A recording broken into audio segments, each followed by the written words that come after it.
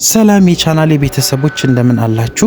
ዛሬ አዲስና መነጋገሪያ የሆነ መረጃ ይዤላችሁ መጥቻለሁ። ትላንት በተፈጠረው ነገር ዳኒና አብርሃም ተደባድበው ነበረ።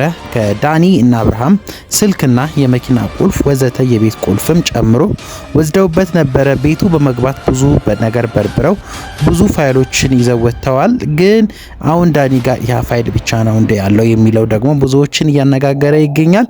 አብርሃምም ያደረገው ነገር እና ቤልም ባደረጉ ነገር ብዙ ተመልካቾችም እየተናደዱ ይገኛሉ። ነገሮቹም ወደ ሌላ መንገድ ያመራሉ ብሎ ስጋት ላይም ናቸው።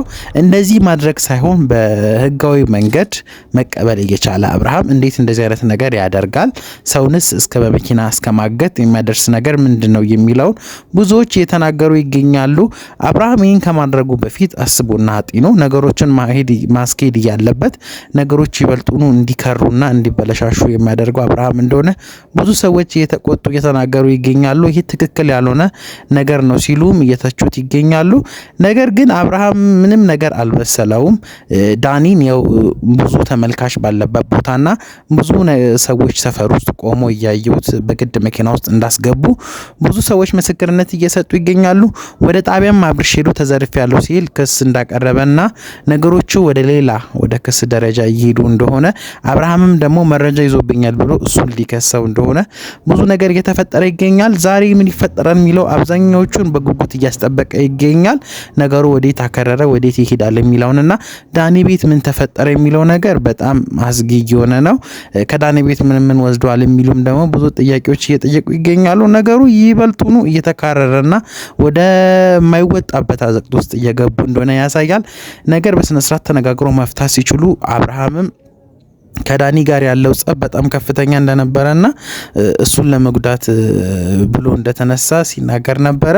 ከዚህ በኋላ አሸንፊያለሁ ምናምን እያለ እየተኩራራበት ይገኛል። ግን አብርሃምም ያው መረጃ እስከሆነ ድረስ ፋይል ብዙ ቦታ ሊቀመጥ ይችላል፣ ብዙ ኮፒዎች ሊኖሩ ይችላሉ። ያን አለመረዳቱና ወደ ጸብ ከመግባት ይልቅ በብልሃትና በፍቅር አሸንፎ ነገሮችን ማግኘት እየቻለ በድብድብና በጸብ ማለት ያው አብርሃም ትክክል እንዳላደረገ ሁላችንም እናውቃለን። እንደዚህ ከማድረግ ይልቅ በብልሃት ነው አንድ ነገር መቀበል የሚችለው። አሁን ዳኒ የሚዲያ ሰው እስከሆነ ድረስ ሚዲያ ላይ ብዙ ቦታ ፋይሉን ሊያስቀምጥ ይችላል። አንድ ያላሰቡት ነገር እዛ ጋር እነሱ ከመምጣታቸው በፊት ለሌላ ሰው ስልክ እንደሰጠ አይተናል።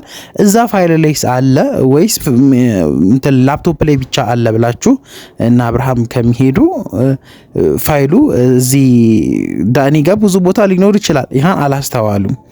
አሁን እነሱ ብድግ ብሎ ተነስቶ ደብድበውት የመኪና ቁልፉን ምናምኑን መውሰድ ማለት ትክክል ያልሆነ ነገር ነው። እንደዛ ከማድረግ ይልቅ ነገሮችን እንዴት አድርገን ልናገኝ እንችላለን ብለው ቁጭ ብሎ መወያየትና መነጋገር ሲችሉ ነገሮችን በድብድብ ማለት ድብድብ የባሰ ነገሩን ያባብሰዋል። ፋይሉም ዛሬ ነገ አይልም። ሚዲያ ላይ መለቀቁ የሚለቀቁ የማይቀር ነገር ነው። ይሄ ከአንድም 2 3 4 5 ሰው ያየው ነገር መቼስ ሚስጥር ተደብቆ ይቀመጣል ተብሎ ማይታሰብ ነገር ነው። ፋይሉ መለቀቁ ማይቀር ነገር ነው። ግን እንደዛ ሆኖ ፋይሉ እንዳይለቀቅበትም ይሄን አይነት ነገሮችን በንዴትና እኔ ብቻ አውቃለሁ ባይነት ሳይሆን ቁጭ ብሎ እንደ ትልቅ ሰው ማውራት መወያየት ነገሮቹን እንዴት እናደርጋቸው የሚለውንም ከባለቤቱ ጋር ከሩታ ጋርም ሆኖ ከአብርሃም ጋር ቁጭ ብሎ ነገሮችን በሰላም ለመፍታት መሞከር። ዳኒንም ይሄን ያክል ለመደብደብ መሞከር አያስፈልግም። የሰው ቤትም ያለ ሰው ፍቃድ ደግሞ ከፍቶም ሆነ ሰብሮ መግባትም ትክክል ያልሆነ ነገር ነው። እናም አንዳንድ የወሬ ምንጮቻችን እንደተናገሩ ወደ ሁለቱም እስር ቤት እንዲሄዱና እዛ ዳኒም ክስ እንዳቀረበ አብርሃምም የቪዲዮ መረጃ ይዘውብኝ ያስፈራሩኝ ነው ብሎ ክስ እንዳቀረበ አብዛኞቹ እየተናገሩ ይገኛሉ። ነገሩ ይሄን ያክል ባይካረር ጥሩ ነው ብለን እኛ እናምናለን በበኩላችን። እንደዚህም ባይሆኑ ብለን ነበር እኛ ስንናገር የነበረው። ከዚህ በፊት ብዙ ነገሮችን ስናወራ ነበረ። አብርሃምም ግለፍተኝነትና በቃ እኔ ብቻ አውቃለሁ ባይነት ብዙ ይጎዳዋል እንጂ አይጠቅመውም። እንደዚህ ከመሆን ነገሮችን ተረጋግቶ በማሰብ ለሩታም በፍቅር ቢይዛት ሩታ ራሷ ፋይሉን እንደምታጠፋ የታወቀ ነገር ነው። ባለቤቷ ነው፣ የልጇ አባት ነው።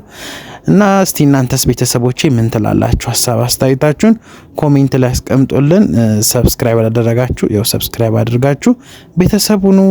ዛሬ ነገ የሚፈጠረው መረጃዎችን ይዘንላችሁ በትኩስ መረጃ እንዲደርሳችሁ ደግሞ እናንተም ሰብስክራይብ አድርጋችሁ መረጃ ሲመጣ እዤላችሁ እመጣለሁኝ። እናንተም እስካሁን አብራችሁ ስለቆያችሁ በጣም አመሰግናለሁ። ደህና ሁኑልኝ።